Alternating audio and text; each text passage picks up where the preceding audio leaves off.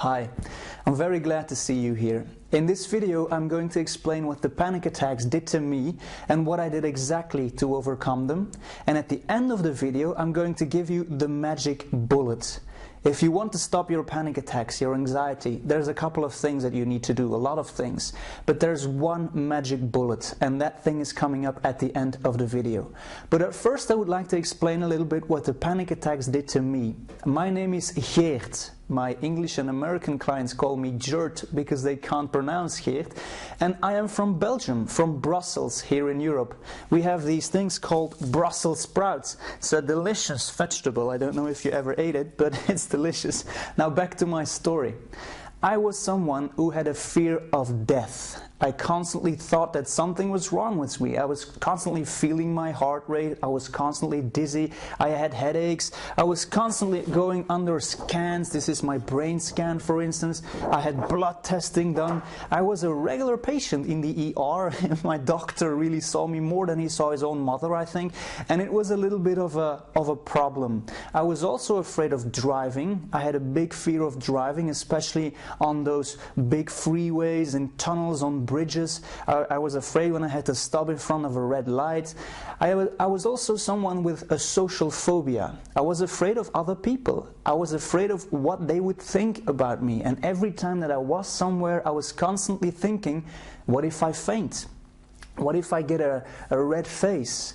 What if they see that I tremble? What if I stutter, if I can't speak normally anymore? What if this, what if that? I was constantly wondering, what are they going to think? So when there were too many people, I was afraid, but when I was all alone, I was afraid as well, because what if I get something? What if I die and no one finds me? You see, it was constantly a problem. And it all started when I was 9 years old. I was having New Year, it was New Year's Eve at the Belgian coast here with my parents in a little apartment that we rented. And that's the very first moment that it started. We were sitting at a table and all of a sudden I could feel this wave of warmth going through me, and I was very hot. It was so hot, and it was in the middle of the winter, but it was very hot for me, and I could see it. My hands were a little bit red. I got those tingling sensations all over my body. I could feel my heart was really pounding very, very fast, and I got some black spots in front of my eyes. I started getting a headache. I was nauseous. I really had some sweats. And I was afraid that I was going to faint because the dizziness was amazing and I had never felt that before. But we were sitting at our table and my parents were there. I had a friend invited over there. My sister was there. And, you know, I just couldn't say anything about it because I knew they wouldn't understand anyway, so I didn't say a thing. But that was the very first time that it happened. And the anxiety tiger, as I call it, and I'll show it to you. This is the anxiety tiger. Every time I have a panic attack, this is what you have then. You see the anxiety tiger. The anxiety tiger came every year. Every time that I had a New Year's Eve, there was the panic attack again. It remembered me and it came to visit every year. Not fun, of course. But it was still okay. Then at the age of 14, the problem got bigger and bigger. When I was in a restaurant, for instance, with my parents, I always made sure that I could see the exit, that I knew where the toilets were, and that when I wanted to get up, no one else had to get up before me, so I was free to get out whenever that was necessary. And every time that they brought me my plate with the food on, I would already start to feel nauseous and my heart, and then the sweat attacks, the dizziness, everything came back in restaurants. And that was a little bit of a problem because after the restaurants, I had it in the supermarket. I would go get my groceries because I helped my parents out a little bit, and then I would be waiting in line to pay at the checkout counter, and I would stand there and all of a sudden I would feel it. Pounding heart, dizziness, a red face, the feeling that I could faint any second. And then I would look around and see there are people in front of me, there are people behind me. What if I faint? What are they going to think of me? They are going to think I'm crazy, that something is wrong with me. Oh, I don't want all this attention. And I would just flee. I would just run out of the supermarket and leave my groceries over there. That was a big problem, of course, because it was really starting to limit my life. And then when I was home alone, I constantly thought that I would have a cancer or a tumor. I got the CAT scan done. I got a lot of these problems, but it didn't stop there. Then I was 18 years old, and here in Leuven, it's a big town where we have a big university, the biggest one in Belgium, I think even in Europe. It's a very big university, and I was sitting there to do my exam. And for the exams, we had those long rows of seats and a little desk. And because of my name, I had to sit in the middle. So there were other people besides me, and if I needed to get up to go to the toilet or just to run away, then they had to get up as well. So I sat down, and all of a sudden I saw it. People and people all over the place, uh-oh. And they brought me my exams. I was already sweating. I was already trying to manage myself, trying to control those feelings, trying to make them go away. And I was thinking things like, come on, why is this happening now? Why here? Not now, please. God, don't let this happen right now. And I was frustrated. I was really panicking. Then I got my exam, and I was supposed to start filling in things, but I was so stressful. And I remember looking down, and the professor was sitting there, and he was looking up at me, and he was looking right into my eyes. And he probably thought, oh man, that guy really is working very hard on his exam. But I wasn't, of course. I was working on myself. I was so scared, and I failed big time that very first year. I mean, I had 20% as a score. That is not enough to go through. So, I mean, it was a big failure. And my life was starting to break down, starting to fall down. A couple of weeks after the exam, I took my girlfriend out to go to see a movie.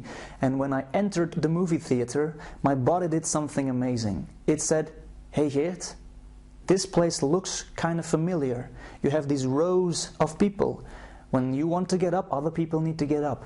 You're encapsulated. You can't get away when you want to. You should have a panic attack here. And then there it came. The tiger was there again. I had a panic attack in the movie theater, and the movie didn't even start. I mean, the movie wasn't even going. I was sitting down, and it started right away. And I had my girlfriend sitting next to me, and I was like, trying to manage myself again. And she said, what's wrong? Can I do something for you? Can I help you? And I said, no, please just leave me alone, because how do you begin explaining such a problem to someone else that has never felt it? They simply don't understand. And I lost that girlfriend only a couple of weeks later because I wasn't fun to be around anymore. And I don't blame her, because for other people that were around me at that time, it wasn't fun. I always said no. I always lied and made excuses not to have to join them when they wanted me to do something with them. And I simply wasn't fun to be around. I was a negative person. I was depressed. I was full of anxiety at all times. And again, I don't blame them. It's quite normal that they behave like that, because when you break your leg, for instance, they can see your problem. But when you have panic attacks, they can't. And that was a little bit of a problem, of course.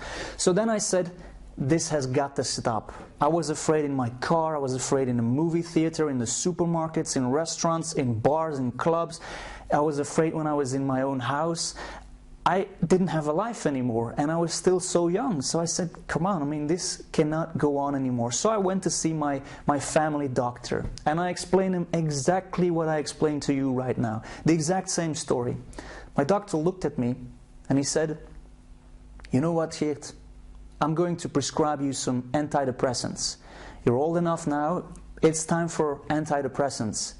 And he gave me some antidepressants, and I said, okay, he's a doctor, he probably knows what he's doing, and pills, you know, pills, they do help sometimes, so I'm going to take those pills. The first night I took them, I immediately had those severe side effects. I was more afraid. I got symptoms I didn't even feel before. And I got all of those weird aches and pains inside of my body, and they scared me to death, because again, my fear of dying was there again. And I went back to my doctor and I said, doctor, this isn't working. So what he did is, he looked into his computer.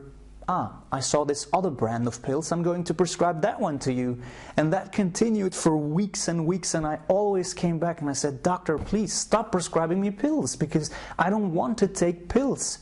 Plus, I had been reading on the internet, and I saw stories of people that had taken pills for 20 years, for instance, and they still had their panic attacks. So it wasn't the solution. I needed something else. So he said, I'm going to send you to a psychotherapist. I'm going to send you to a therapist, and they will be able to help you.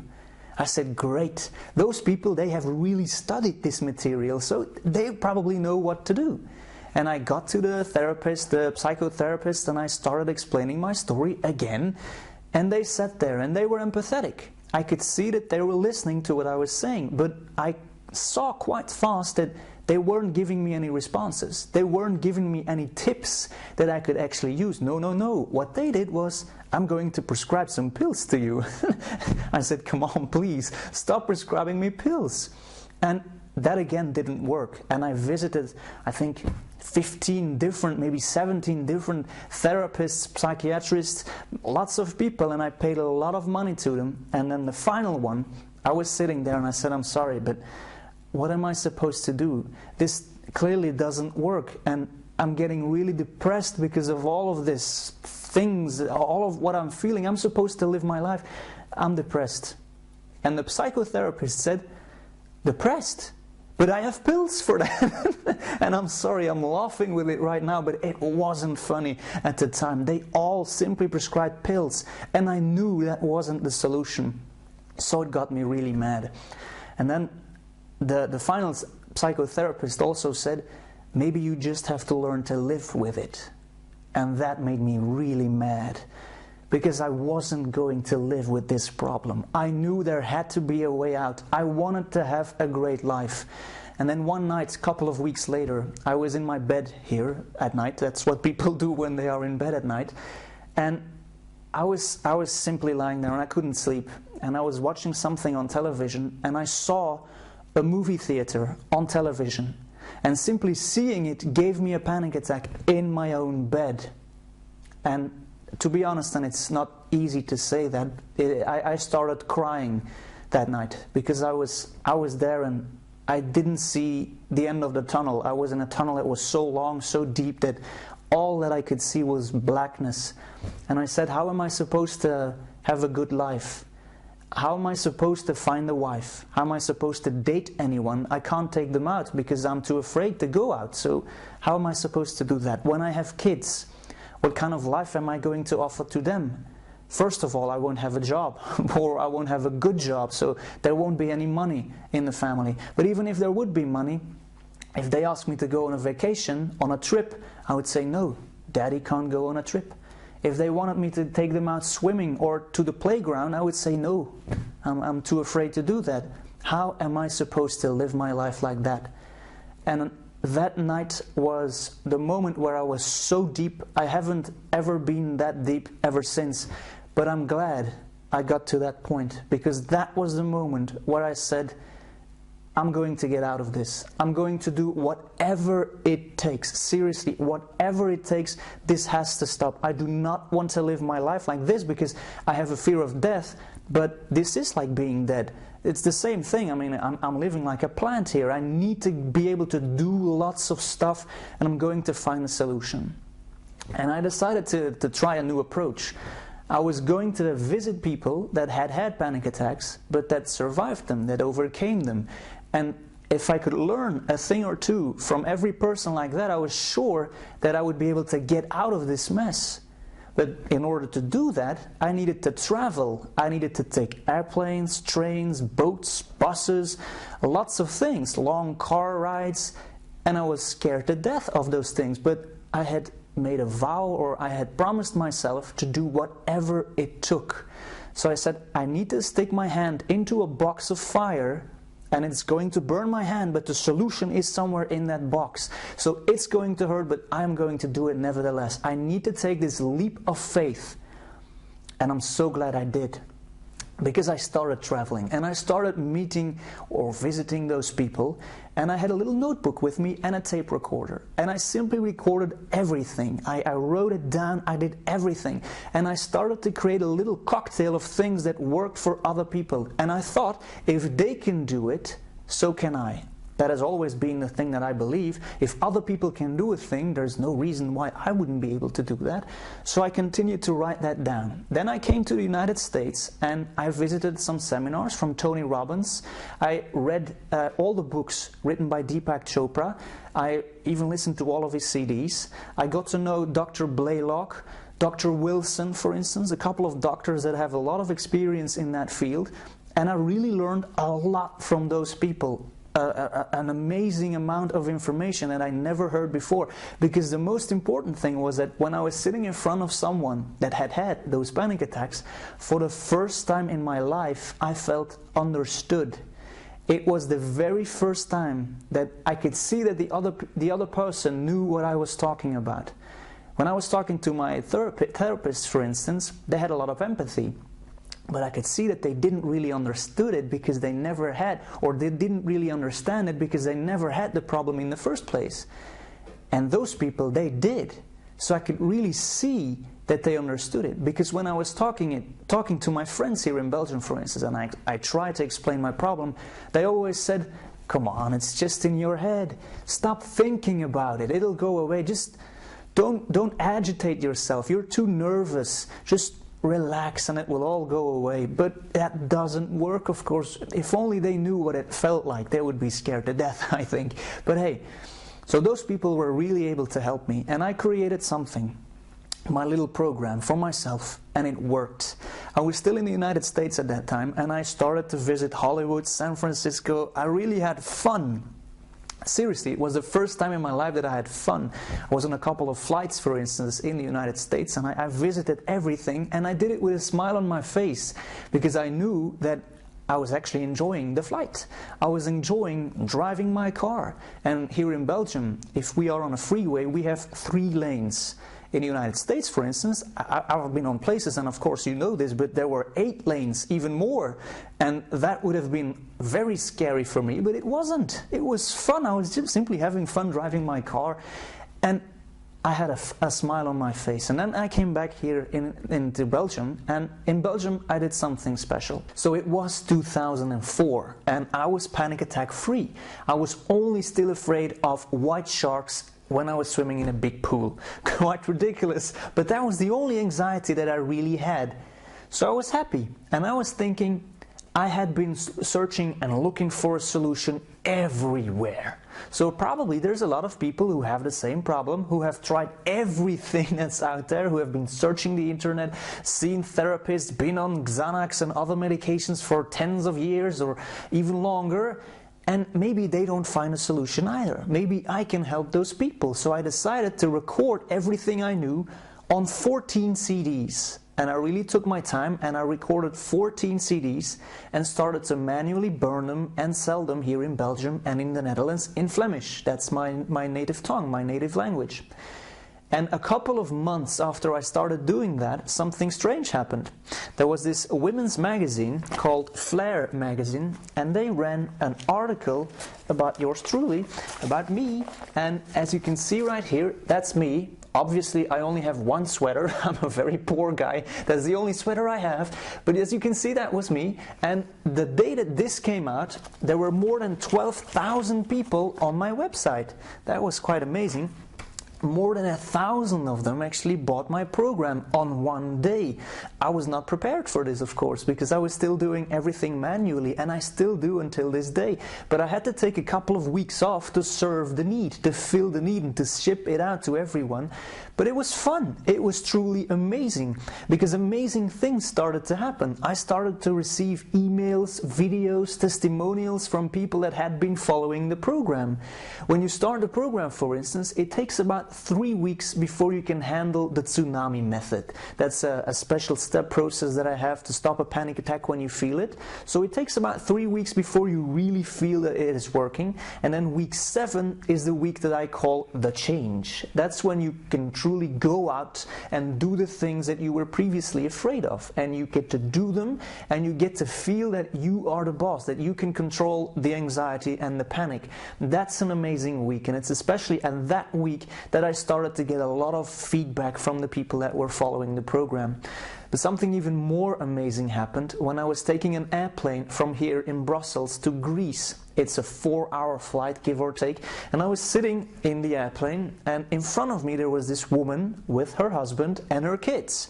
All of a sudden she turns around and she says, "Are you Geert?" And I'm like, yes. And I was a little bit afraid, because I said, okay, how does she know my name? It was the first time that I actually met someone who had followed my program, and she explained that she had been on Xanax for more than 8 years. She could stop taking those, she was panic attack free, and this was her first foreign vacation with an airplane, with her family and her kids. And I could obviously see that she was happy, but her husband was happy, her 2 kids were smiling, they were so happy that they could finally go on a vacation with mommy. And it made me so happy. It did something strange because, of course, I got those testimonials, and of course that I really love receiving those. But when you actually see someone that you've been helping, that's when the true change happens, as I call it. So I decided to create the program in French as well. Je parle le français aussi. I speak French as well.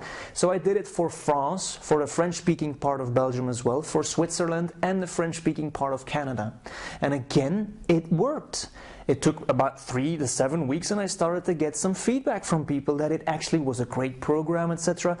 And it was amazing for me because when I came back in 2004, I thought somewhere that maybe I just got lucky. Maybe it just worked for me, but it wouldn't work for other people. But it seemed to be something a little bit universal. And then in 2008, the beginning of 2008, I started the program in English for the United States and the United Kingdom.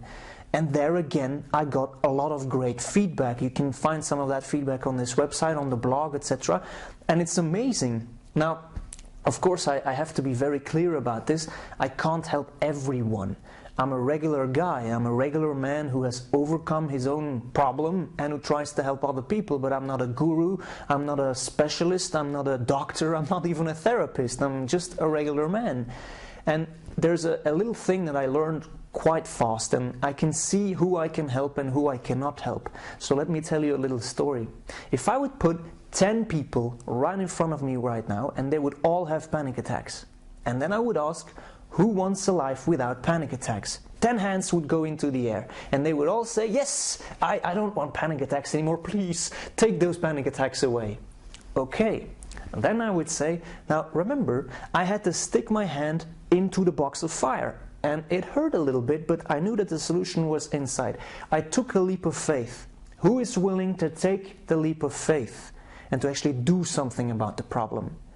2 hands would still be in the air. 20% of the people. 80% would say, what? Do I actually have to do something for this? Oh, I thought you were just going to offer me a magic pill, something that I would have to take, and boom, all of a sudden, whoop, the problem would be away.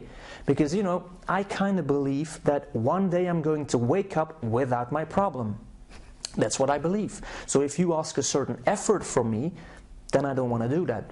There's a lot I can't do in my life. There's a lot of things I want to do with my friends, my family, in my business life, etc., and I don't do it. But it's not that bad. I mean, someday it is going to go away. Yeah, it isn't, of course. And those are the people that I truly cannot help. They will have the problem forever. And I'm very sorry for them because it will stay with them simply because they think that it is going to go away.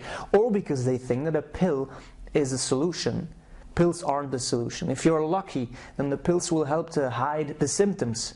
But they don't take away the cause. The true cause is that you are afraid of the panic attack. Fear of the fear. And a pill cannot take that away. You can, of course.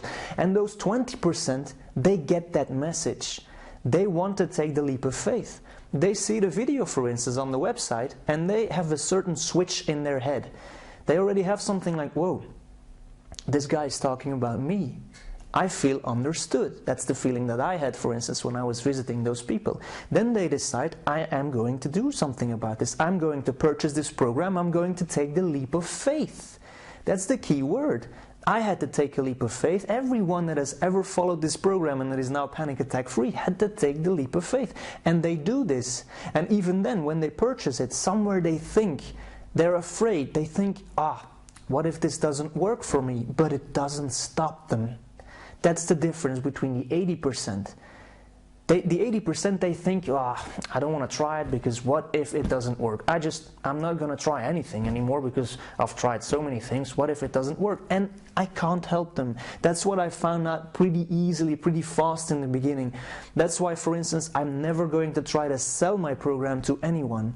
Here in Belgium, at the beginning, I got some mails from people that said, I don't know if you will be able to help me. And then I say, you are right.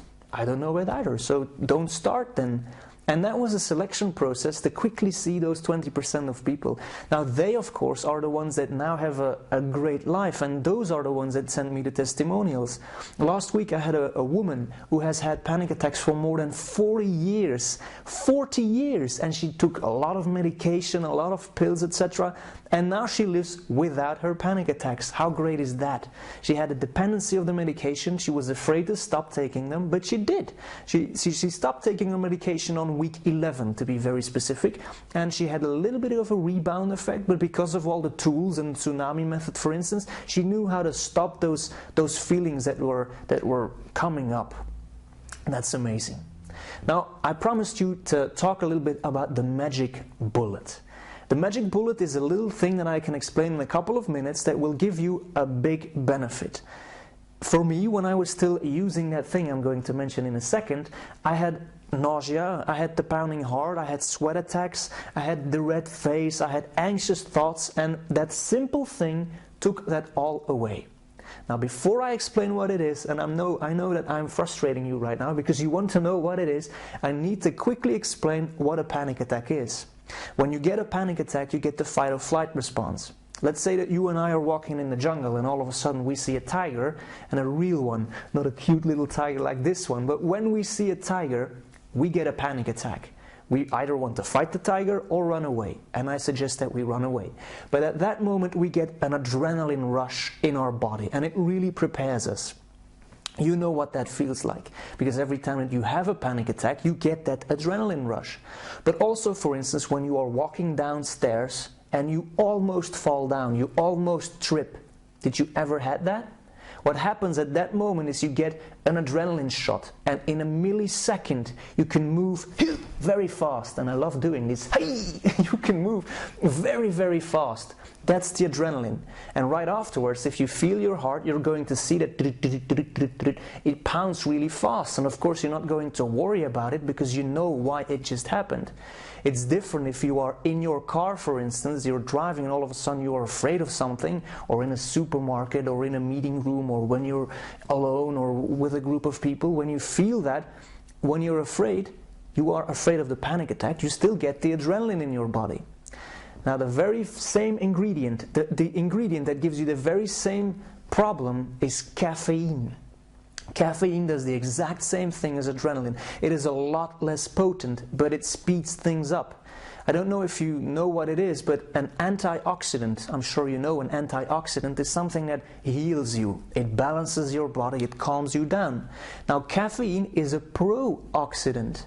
That means that it speeds you up, it makes you age faster, and the speeding up is what the adrenaline does. Remember?